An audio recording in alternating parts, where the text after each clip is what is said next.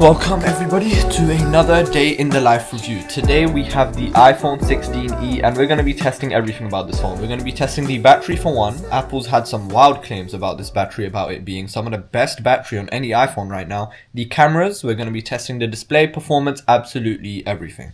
So yeah, with that said, it's 8:59, nearly 9 a.m. and I'm on 100% battery life, so that's how we're going to be starting. So yeah, let's see how this day goes. Alright, so I'm at my desk now. I just finished eating breakfast. It's about 10:24 a.m. and I'm at 98% battery life. So honestly, we're not doing so bad. But first of all, I want to talk to you guys today about the display. I have been browsing social media. I was eating breakfast. Obviously, you're browsing TikTok. You're checking everything you missed out during the night. And the one thing that I can definitely realize is the display on the iPhone 16e is very far behind any other phone in 2025. For one, the first thing I noticed was definitely the 60Hz display. Now, when you're using a 120Hz display for a long time, like I have from the iPhone 13 Pro when that phone came out, I've been used to it. Like, I genuinely can see the difference between 60 and 120. And I feel like if you've seen 120, you're going to see the 60Hz and be like, eesh, what is this? And I guess you can say, oh, but Apple don't even add it to the normal iPhone 16. Why should they add it to the 16e? The 16 should have it anyway, and so should the 16e in my opinion. You can get budget Android phones with 120Hz display.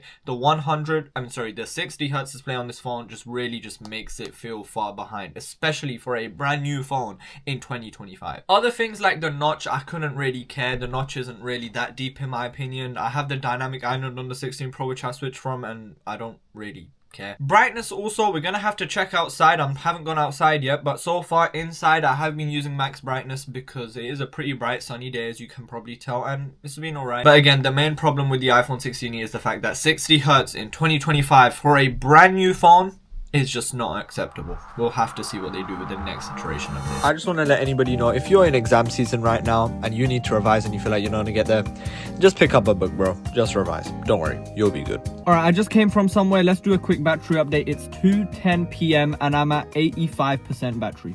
That is actually really good. In other day in the lives, like the iPhone 16 Pro, I was on way less battery at that time. But I do want to talk to you guys about something that I realized when I was outside. This iPhone 16e, I think Apple added this new type of chip inside, their own modem for like connecting to 5G and Wi-Fi and all of that. And that was probably one of the main reasons why Apple will have this improved battery life. Now, I have noticed actually stronger connection overall with 5G. This might just be the phone saying whatever, but I have actually noticed that even right now, I have 3 bars of 5G. At this area, I normally have maybe 1 or 2. Like, it's actually been pretty improved. And also speeds as well, like browsing. Normally it like takes a second to load and then keeps going, takes a second to load, keep going. On the iPhone 16e, I haven't had that problem. Like, it's just been loading much faster than other phones, which is honestly pretty good. I do like that. And I guess that's also helping with the battery life, because at 211 at 85%, this is comfortably going to last me the whole day. I'm not even going to doubt it. I don't even need to bring a charger with me. But if I did want to charge it, it does have USB-C, but no MagSafe, which we will talk about later. But yeah, I'm gonna go back inside. It's lunchtime now. But yeah, 85% at about 210, 211. Battery life is looking like a really strong point on this phone. Alright, battery update. It's been a while. It's 5:08 p.m. and I'm at 76% battery life. Guys, this phone just doesn't want to die. I mean, it's so real. This phone's battery life is probably some of the best battery life apart from like the S24 Ultra that I've tested. But look at the size.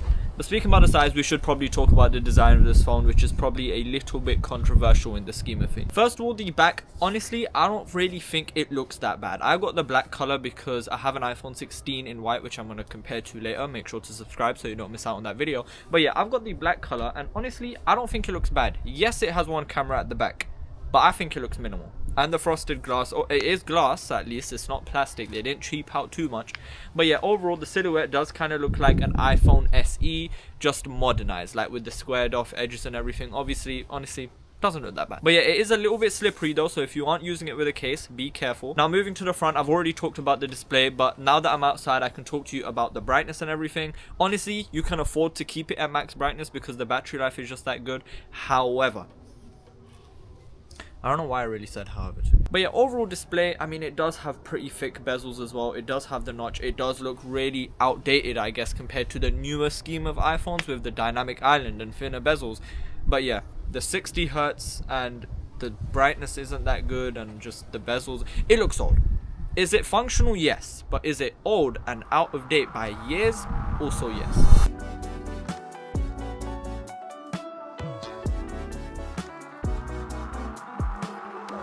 Alright guys, it's been a bit of time since I last did an update, but it is 8 o'clock now on the dot, and battery life 69%. Funny number, right? No, but honestly, this phone's battery just hasn't been going at all. Yes, I've been playing football, and yes, I haven't been using it much, but I'm in a literally remote location. There's not many 5G towers. Since we're outside, I might as well do a camera test. We've got one sensor at the back of this phone, that being the 48 megapixel main. Now, some people might think it's the same exact sensor. That's what a lot of people are saying, the same sensor from the iPhone 16. It's not the same sensor as the iPhone 16. It's actually the same actually, it's just its own sensor in itself. One 48 megapixel sensor is smaller than the iPhone 16, but it is still 48 megapixels. I'm gonna take a couple pictures here. We got a 1x and then a 2x crop into the sensor as well. I'll put the pictures on screen just for you guys to see. But honestly, camera is okay, but you can definitely tell that they did cut costs. The camera is nowhere as good as my iPhone 16 Pro. But the biggest thing, again, is just the battery life. I'm really happy with the battery life. They've geared this phone to more people, like older people, right? Older people don't charge their phone much. They forget to charge their phone. Like my friend Mahi, he's an unk, he forgets to charge his phone. My phone's at 78% right now. Yeah, because you charged it before he came. But I haven't charged it since the morning. Battery life's been amazing. 8 o'clock, still have a bit of the day left. We'll have to see how well this goes. Alright, so let's talk about the performance of the phone next. What are you going to most likely do on your phone? For one, you're going to be browsing social media, TikTok, YouTube, Instagram, so on. For that, the A18 processor in here, it technically has 2 less GPU cores than the Pro, 1 less GPU core than the normal one. But does it make a real difference? No. I have my iPhone 16 Pro right here, and in terms of feel, yes, my iPhone 16 Pro does feel faster, but that's only because it has a 120Hz display compared to this having 60. But overall, opening apps and going through apps and like seeing how long apps actually are open in the background, they are both really I think they both even have 6 GB of RAM. Or maybe my 16 Pro has 8 and this has 6. But this does have Apple Intelligence, so yes, this does have the increased RAM. Alright guys, I think I'm about to sign off now. This is going to be the last battery update. It is 10:55 PM, and we are at 60% battery life. That is absolutely insane. For a whole day's worth of use, I've only used about 40%. I've been out quite a lot, so this phone has been connected to 5G. So that new 5G modem or whatever new network modem Apple made has definitely helped with battery efficiency. But yeah, if I do go into my screen time, I've had about 4 hours of screen on time, which is honestly about the average. I know some people obviously get to 6 and 8 and 10. You addict, and get off your phone after watching this video. But yeah, overall, yeah, the battery life on the iPhone 16e is honestly pretty good, to be fair. Like, I'm not gonna complain there. If you're looking for a phone with really reliable battery, then this is gonna be it.